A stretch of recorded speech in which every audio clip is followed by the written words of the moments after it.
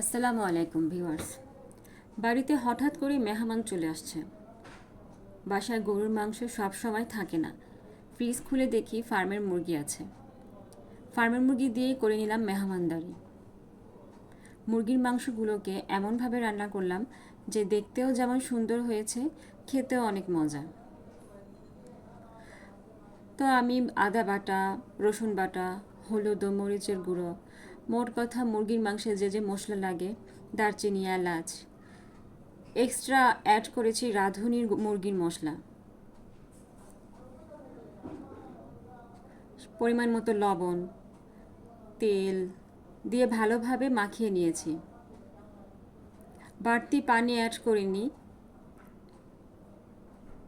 শুধুমাত্র 1 কাপ পানি দিয়েছি। ওই পানি দিয়েই আমি পুরো মুরগির মাংস রান্না করে ফেলেছি, ঝোলের পানি দেওয়া হয়নি।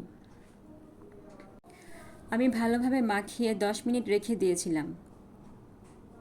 তারপর চুলায় মুরগির মাংসটা ভালোভাবে কষিয়ে নিলাম। আমি পেঁয়াজ ও রসুন কয়েকটা লাল করে ভেজে নিলাম। বেশি ভাজা যাবে না, বেশি ভাজলে গ্রানটা থাকবে না।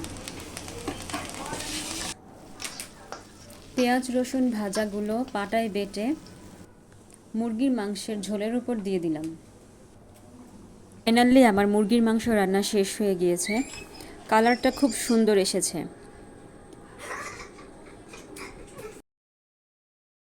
আমার ভিডিওটি যদি ভালো লাগে তাহলে সাবস্ক্রাইব করবেন। আমি মেহমানদের জন্য পাতলা ডাউলও রান্না করেছিলাম। মেহমানরা আমাদের জন্য দুধ চিতই পিঠা সাবু দিয়ে রান্না করে নিয়ে এসেছিল। খুবই মজা হয়েছিল পিঠাগুলো।